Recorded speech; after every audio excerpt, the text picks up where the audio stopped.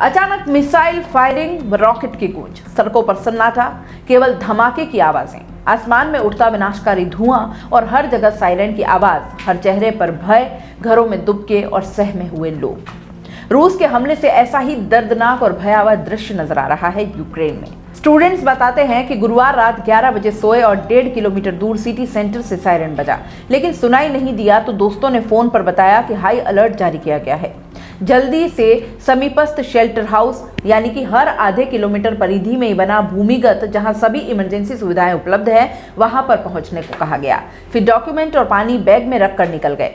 हमें यूक्रेनी भाषा नहीं आती थी, फिर भी मदद की। करीब 3 बजे दूसरा अलार्म बजा, मतलब स्थितियां ठीक है। फिर वापस कमरों की ओर लौटे और अभी भी रेड अलर्ट पर तो हैं। रूस सभी मिलिट्री बेस तबाह करने की कोशिश कर रहा है।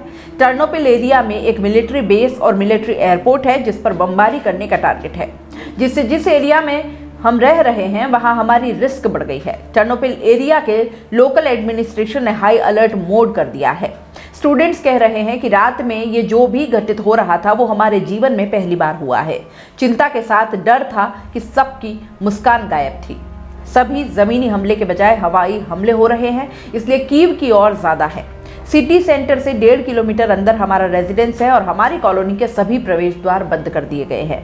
यूक्रेन सरकार और प्रशासन ने रात को भी प्रेस कॉन्फ्रेंस, टीवी आदि के जरिए लोगों को सचेत किया। क्या स्थितियां बन सकती है और आपको कैसे तैयार रहना है। प्रशासन बेहतर तरीके से सहयोग कर रहा है। बात इंडियन एम्बेसी की अगर करें तो एक्टिव फॉर्म में इंडियन एम्बेसी कार्य कर रही है। पोलैंड बॉर्डर से भारतीयों को निकालने का प्रयास किया जा रहा है। अभी तक करीबन 500 बच्चों को निकाला जा चुका है। यूक्रेन में अलग अलग राज्यों में 18,000 भारतीय फंसे हैं। एक साथ बॉर्डर से निकलना आसान नहीं है। सभी भारतीय बच्चों से रजिस्ट्रेशन करवा लिए गए हैं ताकि दिक्कत ना हो। हमारी टर्नोपिल नेशनल मेडिकल यूनिवर्सिटी है, उनके पास रेड अलर्ट आते ही बच्चों को रात 2 बजे उन्होंने ईमेल किया जिसमें क्या करना है और क्या नहीं करना है। शुक्रवार को भी यूनिवर्सिटी की 9 से 11 और 11:30 से 12:40 तक ऑनलाइन क्लासेस नॉर्मल चली। 25 दिनों का राशन स्टोर कर लिया गया है।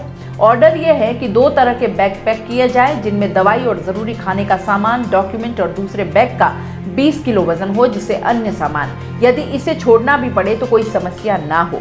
यहाँ सामान्य रूप से अभी -20 से 30 डिग्री तापमान रहता है, लेकिन आज -1-2 डिग्री ही है। मेरी बिल्डिंग में 2 फ्लैट हैं जिनमें 7 जने भारतीय रहते हैं। स्टूडेंट आगे बताते हैं कि यूं तो टर्नोपिल रीजन में 1000 से आसपास भारतीय जो हॉस्टल या फ्लैट में है। यूक्रेन में इंडियन एम्बेसी ने तकरीबन 15 फरवरी को नोटिस डाल दिया था कि जिनका यूक्रेन में रहना जरूरी नहीं वे चले जाएं, लेकिन यूनिवर्सिटी प्रशासन ने कहा कि कोरोना से पहले ही पढ़ाई नहीं हो पाई है। अब ऑनलाइन का रीजन नहीं है, आप सुरक्षित हैं, इसलिए हम नहीं निकल पाए। हमने पैकिंग करके तैयारी कर ली है। जैसे ही एम्बेसी, यूनिवर्सिटी या लोकल प्रशासन से नोटिस आएगा हम निकल जाएंगे। हमें नरेंद्र मोदी प्रधानमंत्री व भारत सरकार पर विश्वास है कि जल्द ही भारत लौटेंगे और इसी उम्मीद में है।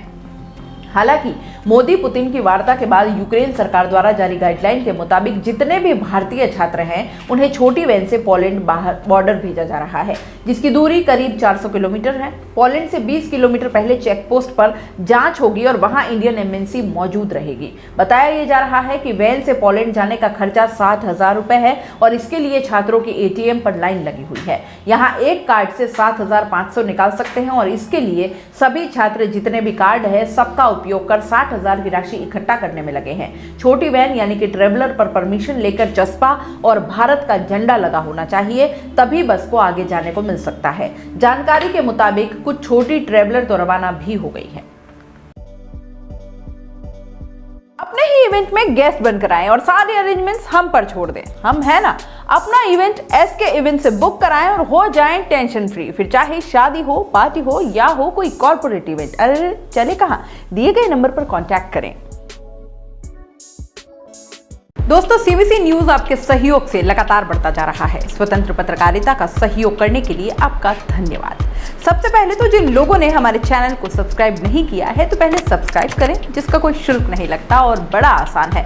बस नीचे दिख रहे लाल सब्सक्राइब के बटन को दबाना है और पास में दिख रहे बेल आइकन को भी दबाना है, ताकि आपको अपने CBC न्यूज के हर अपडेट्स मिल सके। हमारे इंस्टाग्राम पेज और फेसबुक पेज को भी लाइक करें, फॉलो करें, वहां पर भी आपको मिलती है तरह तरह के अपडेट। अपडेट्स। हम पूरे राजस्थान से आपके लिए लाते हैं वो खास खबरें जो आपके लिए जरूरी है, और वो भी पूरी बेबाकी के साथ।